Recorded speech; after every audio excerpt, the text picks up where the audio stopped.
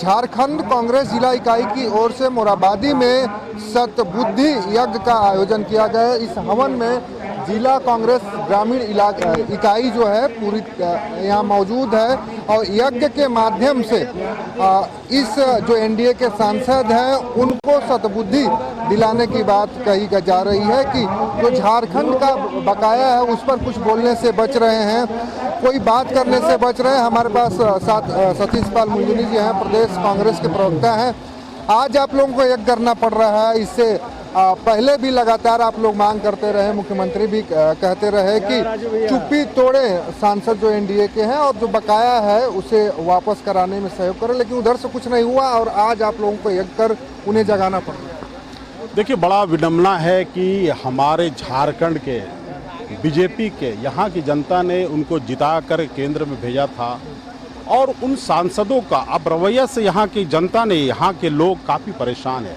बार बार हमारे मुख्यमंत्री ने बार बार चिट्ठी लिखा, पत्र लिख करके आपके वित्त मंत्री को भी लिखा, प्रधानमंत्री को भी लिखा कि हमारा जो अपना कोयला का रॉयल्टी का पैसा है, जो बकाया है 1,36,000 करोड़ रुपया, वो आप वापस हमें आप हमको दे दें, ताकि झारखंड के सर्वांगीण विकास में वो पैसा काफ़ी बड़ा महत्व रखता है। उसके लिए बार बार निवेदन किया और बड़ा शर्म की बात है कि वो सीधे इनकार करते हैं कि हमारा कोई बकाया नहीं है। और हमारे 12 सांसद जो है बीजेपी के सांसद महोदय लोग हैं, ये लोग एक शब्द नहीं बोलते हैं। इनका मतलब है कि झारखंड की जनता से इनको कोई लेना देना नहीं है, झारखंड के विकास से भी इनको कोई लेना देना नहीं है।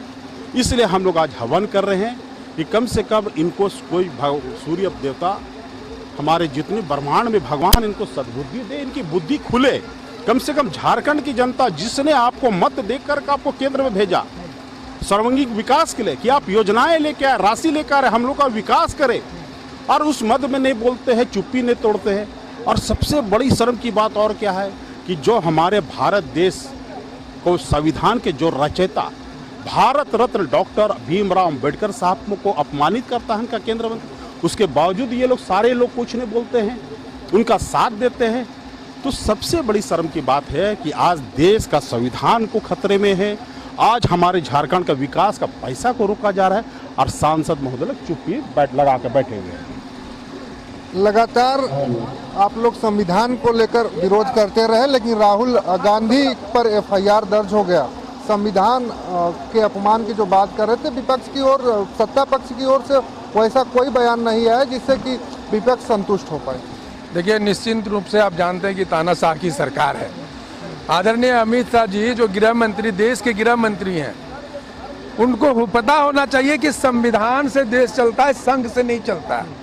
और उन्होंने संविधान का अपमान किया, बाबा साहब का अपमान किया, और राहुल गांधी जी बाबा साहब का अपमान सह नहीं सकते हैं, जिसके लिए सदन में विरोध किए संविधान को लेकर के, और उस पर झूठा आरोप लगा करके मुकदमा किया गया। तो हम लोग आक्रोश मार्च किए, आक्रोश प्रदर्शन किए, और लगातार आप देख रहे हैं पूरे देश में आक्रोश प्रदर्शन चल रहा है।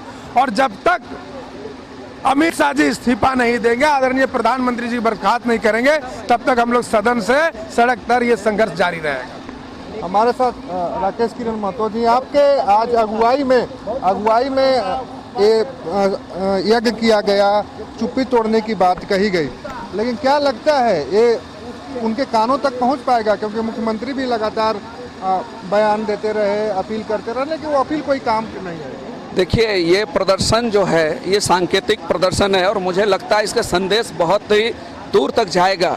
अब तो सड़कों पर लोग पूछने लगे हैं ना कि 12 सांसद झारखंड में एनडीए को चुनकर जाते हैं, वो सांसद क्या दिल्ली में बैठकर चुप्पी लगाने के लिए बैठे रहते हैं? 3.5 करोड़ जनता राजकीय पूछना चाहती है कि हेमंत सोरेन जी 1,36,000 करोड़ रुपया बकाया की फरियाद कर रहे हैं, उस आवाज़ को वो आवाज़ देंगे भी नहीं कि मोदी जी के दबाव में वो चुप रहेंगे।